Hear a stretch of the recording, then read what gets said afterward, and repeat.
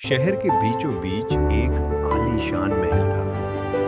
ऊंची दीवारें, चमचमाते झूमर और नौकरों की भीड़। उस महल का मालिक था राघव, 30 साल का एक अमीर और घमंडी युवक, जिसके लिए पैसे ही सब कुछ थे। ये रही आपकी मेहनत। उसी महल में काम करती थी उमा, एक साधारण औरत जो सुबह से रात तक चुपचाप काम करती रहती।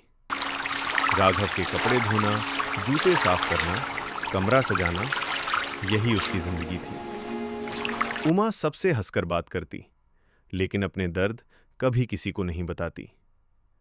राघव भी उसे सिर्फ एक नौकरानी समझता था। उसने कभी उमा की तरफ ध्यान ही नहीं दिया। एक दिन राघव किसी बड़ी पार्टी के लिए तैयार हो रहा था, लेकिन उसका पसंदीदा सफेद सूट प्रेस नहीं था। गुस्से में उसने पूरी हवेली हिला दी। उमा, तुमसे एक काम ठीक से नहीं होता। उमा चुपचाप सिर झुकाकर खड़ी रही। उसने धीरे से कहा, मालिक, आज तबीयत थोड़ी खराब थी। लेकिन राघव ने उसकी बात सुने बिना उसे डांट दिया और उमा चुपचाप अपना काम करती रही। फिर अचानक उमा कई दिनों तक काम पर नहीं आई। पहले तो राघव ने ध्यान नहीं दिया, लेकिन धीरे धीरे उसे बेचैनी होने लगी। उसने बाकी नौकरों Where से is Uma? पूछा, Tell me लेकिन where she किसी is. को कुछ पता नहीं We था। haven't seen her, sir. आखिरकार Please, राघव you खुद must know उमा को something. ढूंढने निकल पड़ा। महल की चमचमाती सड़क छूट गई और सामने थीं तंग गलियां, टूटी दीवारें, गरीबी और अंधेरा। जब राघव उमा के छोटे से टूटे घर में पहुंचा, तो उसके पैरों तले जमीन खिसक गई।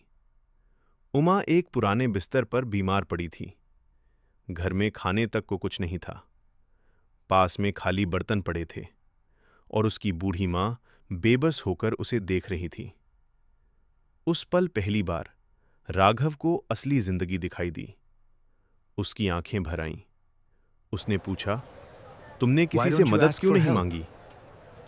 उमा I हल्का didn't सा think anyone would मुस्कुराई care. और बोली, क्या गरीब I लोग brought you साहब something. मदद Oh, Raghav. Just a little Uma something की to हालत make you feel देखकर better. राघव के दिल में गहरा अफसोस हुआ। उसे पहली बार एहसास हुआ कि जिन लोगों को हम छोटा समझते हैं, वो अंदर से कितने मजबूत और अच्छे होते हैं।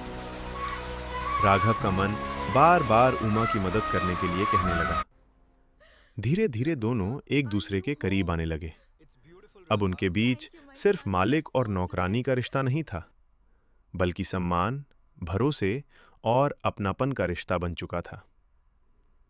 राघव ने उमा के लिए एक सुंदर घर बनवाया, जहां खुशियां थीं, सुकून था और नई जिंदगी की शुरुआत थी।